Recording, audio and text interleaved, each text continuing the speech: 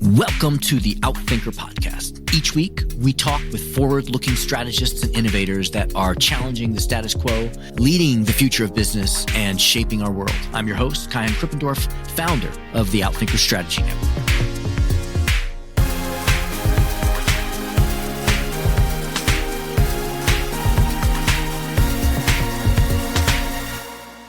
Dr. Simone Ahuja is the founder of Blood Orange, a global innovation and strategy firm headquartered in Minneapolis. She is the co-author of the international bestseller Jugaad Innovation, which was called the most comprehensive book yet on the subject of frugal innovation by The Economist. This practical innovation playbook makes clear how and why leaders must support the passionate and purpose-driven intrapreneurs inside their organizations to drive innovation and achieve sustainable growth. Dr. Ahuja has served as an advisor to MIT's Practical Impact Alliance and Judge Business School at the University of Cambridge. She provides innovation and strategy advisory and consulting services to organizations including 3M, UnitedHealth Group, Procter Gamble, Target Corporation, Stanley Black Decker, and the World Economic Forum. Simone is a regular contributor to the Harvard Business Review, a member of the board of trustees at the Walker Art Center in Minneapolis, and a practitioner of improvisational comedy. In this podcast, she shares why severe resource constraints often activate intrapreneurship and innovation. 3 things that you need to put in place in order to unlock greater levels of internal innovation. Why bottom-up innovation is so important to include in your portfolio of innovation approaches, and the mindset shifts that leaders and entrepreneurs should make now to unlock greater levels of internal innovation. Ladies and gentlemen, Dr. Simone Ahuja. Simone, it is so great to finally have you on the podcast. Thank you for being here with us. Hey, it's fun to be here with you, Kyan. So I've known your work for a long time, and we were both speaking at the same conference, and I heard people talking about frugal innovation and the power of entrepreneurship. I thought, oh my gosh, we've got to get Simone on the podcast. So I'm excited to talk about your ideas around innovation and entrepreneurship. But I'd like to start with 2 questions. The first one is, if you can complete this sentence for me, if you really know me, you know that. You really know me, you know that I always wanted to be a hip hop star and I'm still working on it. Wow, that's great. Where were you growing up that you wanted to be a hip hop star? Well, hip hop. So this is very specific. I always imagined it's like old school. I'm talking about 90s hip hop, turntables, scratching. I mean, I take my DJ classes every so often and always try to figure out how can I integrate this into what I do right now. So I grew up in the Twin Cities, Minneapolis, Minnesota in the US, and I had a lot of exposure to hip hop music through different sources here. We had actually a pretty thriving music scene here in the 80s and a little into the 90s, not so much on the hip hop side. That was just an interest area of mine. And yeah, it's been a goal ever since. We'll see what happens. That's awesome. Next question. Again, this is the same question I ask everyone. I always get a different answer. What is your definition of strategy? For me, what I think of strategy is the master plan. So it's the overarching plan that's going to define how an organization will achieve its goals. Right. Got it. And walk us through, when did you start getting interested in strategy and innovation? You know, my path to innovation and strategy has been a little bit of a convoluted one. So I can take you on that journey just for a moment, which is that my formal training is as a dentist. So people often ask me, well, what is PhD in Dr. Ahuja? And I'll say, well, actually, it's a doctor of dental surgery. Wow, I didn't know that. Yeah. I'm always the one at conferences. If there's a dental emergency, you know where to go. And people will often ask me, well, what is the intersection between dentistry and innovation? And I think that in a word, I would say it's really anxiety, because if there's one thing you learn how to do as a dentist, it's how to manage people's anxiety. And I think in innovation and strategy, right, because a lot of times we're looking at change, different types of change and change management, which has a lot of psychology in it. That's what it is, right? We're human beings inside of these living, breathing organizations, and we're managing change, which for most people brings forward a lot of anxiety. So I did not practice very long, but that is how I got started. And as I went along on my path, which went through documentary filmmaking, making films in emerging markets, becoming somewhat of a market expert, then focusing on innovation in emerging markets, because I was really looking at, well, how do people solve problems, big problems, healthcare problems, education, access to affordable finance, things like that? How do they solve those problems if they don't have a ton of traditional resources? That's when I became really interested in innovation, and having done some ethnography and on-the-ground research in India for about a year, I found, I think, my passion and really became interested in innovation. And I think in terms of the strategy connection, as I was going on in my work, mostly with US-based organizations, so mostly in the Fortune 500, what I understood is that people talk about innovation a lot at multiple levels. And I'm not faulting anyone. I think leaders and managers and individual contributors are faced with a lot every day. But often when there's this conversation around innovation, there isn't an innovation strategy. And if there's a semblance of an innovation strategy, it's not often either clearly articulated or it's not connected to overarching business strategy. And I think that is when things can start to fall down. Because in my experience, when we're working with organizations, there's a lot of conversation around innovation. There's excitement around it. There's PR. There's a lot of energy applied in some ways. There's not a lot of clarity around how the innovation that senior leaders will often desire or ask for is connected to the core business strategy. That to me is a really fascinating link because it seems pretty foundational, but it's something that gets missed very often. And that can happen not just in the large organization, but we're talking about massive, let's say a Fortune 50, even within a division or within a business unit. I think there has to be an articulation of why is this really important. I'm not sure if this is on your list of questions, but if you want to ask me my pet peeve, yeah.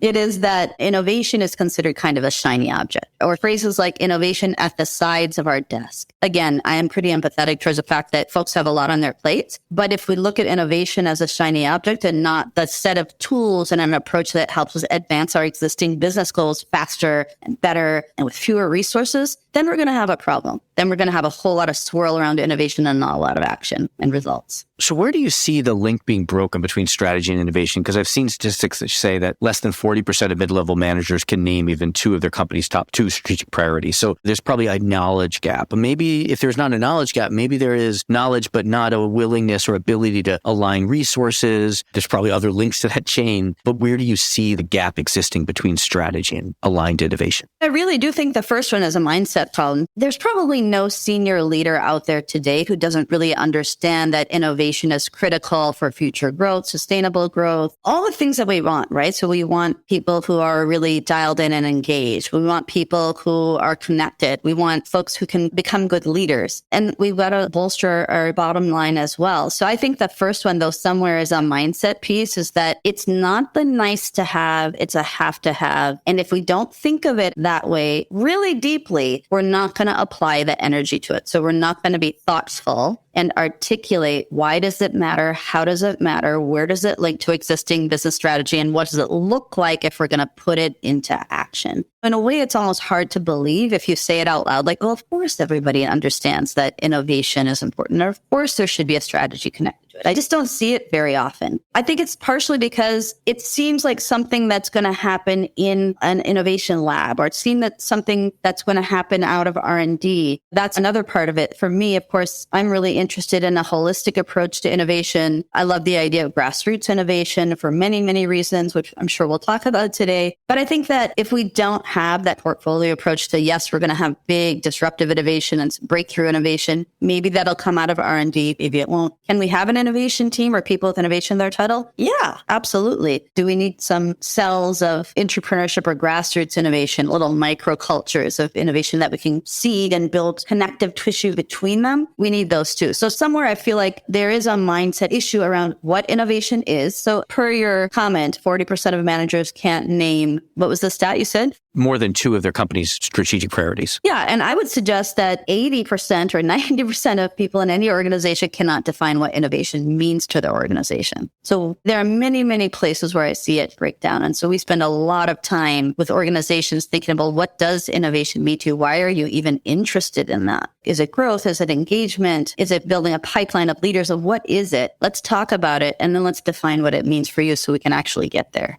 Talk to us a little bit more about intrapreneurship, because one thing that I really appreciate about your work is that you've got these great stories and you've spent a lot of time exploring that bottom-up, atomized innovation. I don't know exactly what you call it, but as opposed to top-down, let's set up an innovation team, let's create a rigid funnel, let's measure our funnel. It's more spontaneous the way that you approach innovation. What is intrapreneurship and why are you so interested in that? Yeah, I mean, I think it's both. The genesis of this was my original research that started in India in 2008, 2009. And that was when I was looking at how do organizations or individuals solve these really big problems, intractable problems, even if they have severe resource constraints. So not things like I don't have headcount or I don't have budget. Things like, I don't have formal education or access to really any education. I don't have certainly access to affordable finance myself, or I don't have infrastructure. I don't have electricity. I don't have running water. The bridge is out. And people were solving these problems in ways that were highly impactful in their communities or even beyond. And so it was a change in my own perception of what do we need to actually drive meaningful innovation. And that's what I realized. We all talk a lot about mindset, the importance of mindset. I think this really blew it open for me. It is very much about mindset. It's about leveraging ingenuity. It's about leveraging creativity and some foundational knowledge so that you solve the problem. But the beauty of it is that if you're not waiting for someone to give you permission, you're not assuming that I've got to have a big budget and I've got to have all these resources to do it. Well, all of a sudden it becomes very democratized and you put yourself in the seat of solving the problem. That to me was very powerful. And I started teaching this in organizations across the US, mostly helping organizations think about this. This was around the same time that design thinking was sort of coming to the fore in corporate. And it was very interesting for me because design thinking as a phrase has been around for decades, but I actually wasn't familiar with it. When I conducted my research and realized that Jugaad innovation or frugal innovation that I observed in these grassroots entrepreneurs was an empathy-based approach. It was based on really meeting a core need and not all the other associated needs. And it was an iterative approach and so on. I realized that it was similar to design thinking, but also that design thinking is essentially a millennia-old approach that's been used by people forever. You use the term Jugaad, and so could you just explain what that is? The original meaning of the word Jugaad, it's from northern India, is a farm vehicle. It's a jury-rigged farm vehicle. And it was something that could be made from multiple parts of different kinds of vehicles. So let's say the steering column from a motorcycle, parts of a tractor, and so on. And you just hack it together. And then that vehicle would be used for multiple uses, multifunctionality, which was also something I saw over and over again as I was doing my research. So it could be for plowing, tilling, transportation. And then Jugaad ultimately became this colloquial term. It really means a hack or jury rigging. So it's sort of like, you know what, I'm going to solve this problem.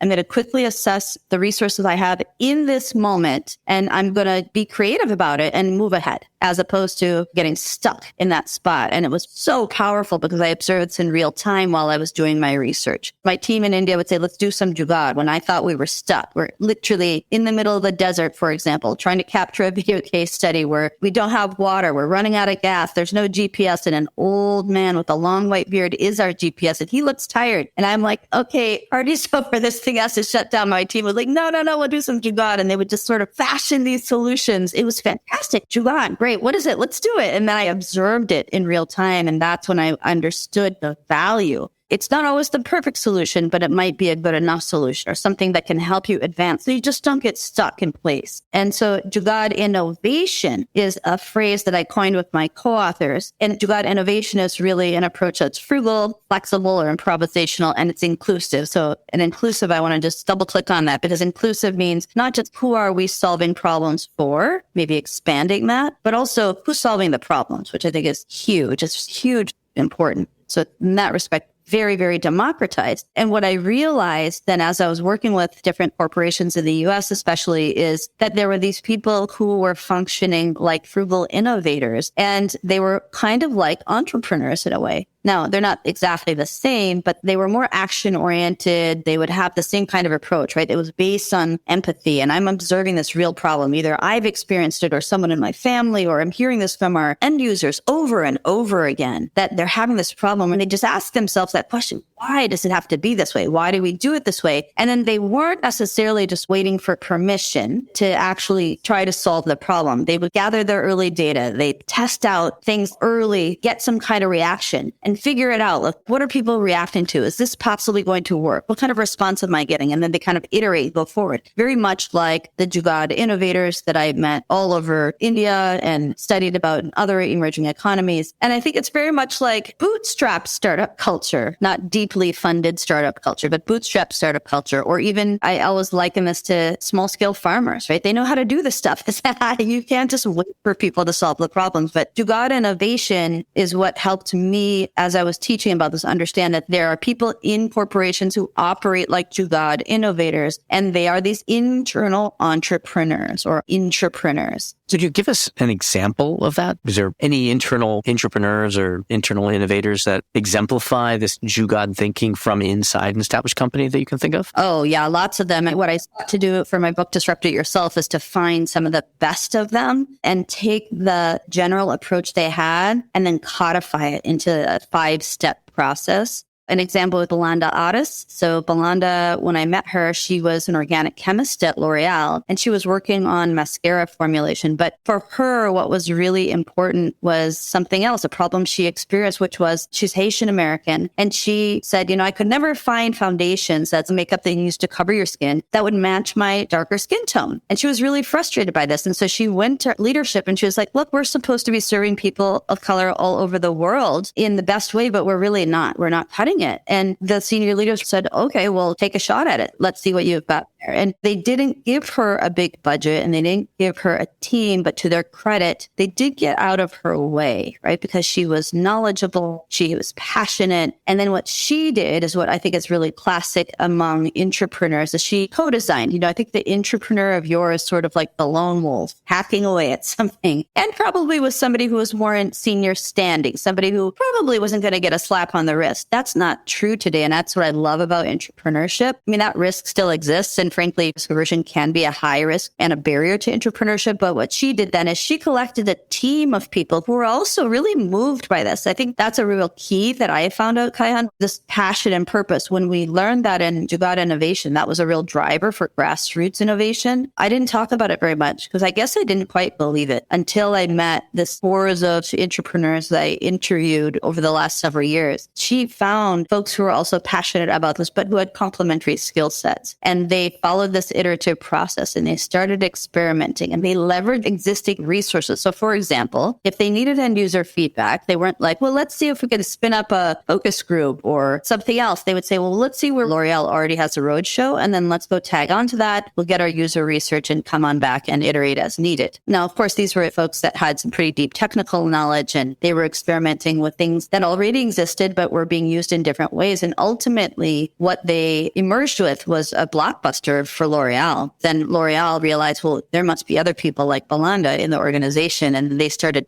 by their own process. Because what she probably had to do, and a lot of entrepreneurs often do, is they create their own roadmap. Somebody else hasn't created it for them, and they're really good at navigating the roadblocks that can get in the way. I think that's a really great example. And on the other side of that, leaders often ask, well, what can they do to help? Because I think the truth is they do want to help, but it's not always easy to do that. For so many reasons. They have a lot on their plate. They're managing an P&L. They may have so many responsibilities. And I think the best thing that they can do is create space and provide air cover. Make it known that that's going to be true so that the intrapreneur can navigate the organization before, I think some people call it the corporate immune system starts to attack the endeavor or the initiative that they're working on. Yes. I've heard about these corporate antibodies. I think it's, in my opinion, a very unhelpful, imagined enemy, but I can appreciate the frustration that they sometimes face. So I've got so many more questions and we don't have enough time for all of them. I'm going to let you choose the question. What is something I haven't asked or you haven't been able to say? Could be, what are those 5 stages? Could be, what specifically can an intrapreneur do to start getting that freedom? What are you working on next? What question have I not asked? The question I think I would most like to answer, I'll share a little story with you, is somebody was asking me about why is this intrapreneurial approach really useful? Why does it matter? How does it help with innovation? And I think the answer to that reminds me of questions that I get asked very often by leaders. And jokingly, I was sharing with someone the other day when they asked, well, what do you get asked by leaders all the time about innovation? And I said, well, there are 3 things. So one is, how do I build a culture of innovation? Which the subtext, I think, is often, how do I build a better culture? How do I do more with less? So how do I create more value with fewer resources? And then the third question is, how do I change without really changing? I say that a little tongue in cheek. And The reason is because they don't want to upend their organizations all the time. Transformation is a word that gets used very often. It is something that is very difficult. I think over 70% of transformation efforts fail. We have to be considerate of the space that leaders are in right now, who feel like they need to have all the answers, even in the current context of we're more guideposts and coaches and we don't know, we're not command and control. When they ask me things like, well, what do I really need to do to drive more innovation? Then it's usually something that's really simple. It's something maybe even unexpected in its simplicity. And it was my son who reminded me of this a couple of years ago at the start of the pandemic. So my son at that time was 5 years old and we were doing homeschool. My husband and I both worked quite a bit and he was doing a lot of reading and writing in kindergarten, except he wasn't. So they had assigned a lot, but he would not write. He would not write at all. Not a word. He didn't want to write his name. He didn't want to write anything. And so we were concerned. And so like, I guess all good parents, I just pushed him and pushed him. As you can imagine, that was completely useless. And he just pushed back. And finally, we kind of just gave up on this idea of writing. And then I just remember one day, he asked me how to spell a couple of words that were kind of unsavory. But I think in the exhaustion of the whole scenario, I just told him. And the next thing I know, I had these handwritten signs all over our house that said ASS and BUTT. They were just plastered on every door.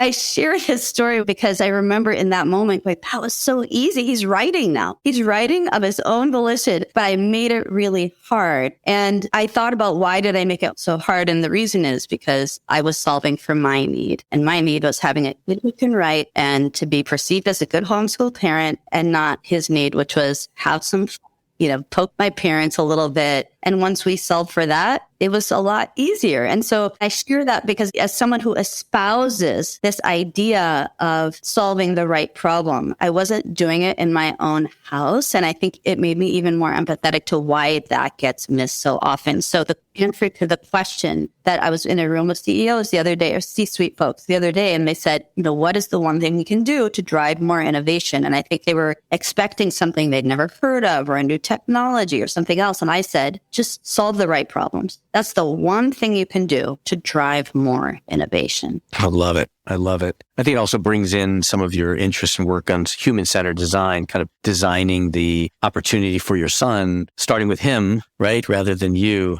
And so as leaders can do that for their intrapreneurs, if they can solve for the intrapreneurial experience, maybe that's the right way. It is. And I think something else that might be really helpful for people to know, as there is a lot of interest around intrapreneurship, but there's also a lot of questions about how do we really drive this? And does that mean I have to start a whole bunch of micro enterprises? And I don't feel comfortable that people are going to have that much autonomy. I think what we really have to think about is if you identify and if you allow your intrapreneurs or people on the inside who are already there to identify the problems that they can articulate as solving your existing business goals and advancing those in a way that could be better or faster or cheaper than the way you're doing it right now. And you just give them support because, we provide pretty simple plans. And if you like, I can provide that to folks who are listening here of a way to get started, whether it's a way to get started in solving a problem or a way to talk to your manager or leader about what is my role in entrepreneurship? Why does it matter? So that they don't feel overwhelmed either, right? Because one of the things we are observing right now in real time is there's pushback from the so-called frozen middle because they're not incentivized for it. And if somebody says, I have this great idea, but I don't have a plan and can you help me out? I don't know if I want to participate in that. But if you have a plan and you have a really clearly articulated ask, and you can help me in this one way by introducing me to the subject matter expert that's your peer in another pyramid, I'd really appreciate that. And then I'll share back with you every month or every 2 weeks or whatever it is.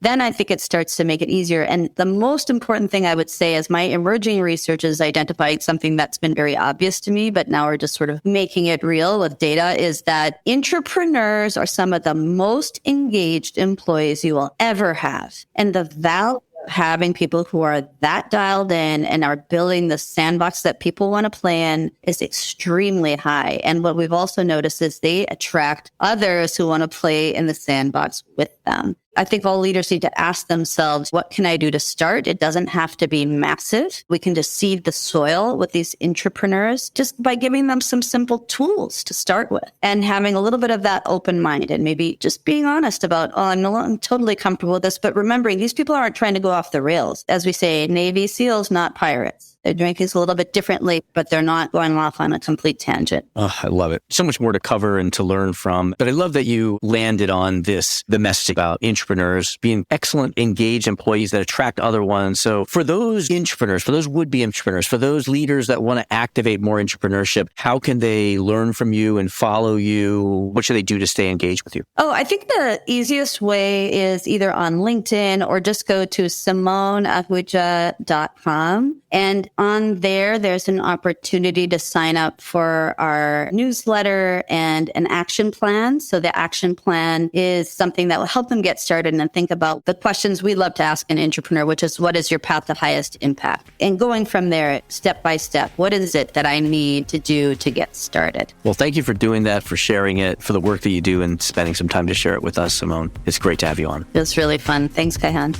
Thank you to our guests. Thank you to our producers, Karina Reyes and Zach Ness, our editor, and the rest of the team. If you like what you heard, please follow, download, and subscribe. I'm your host, Kaihan Krippendorf. Thank you for listening.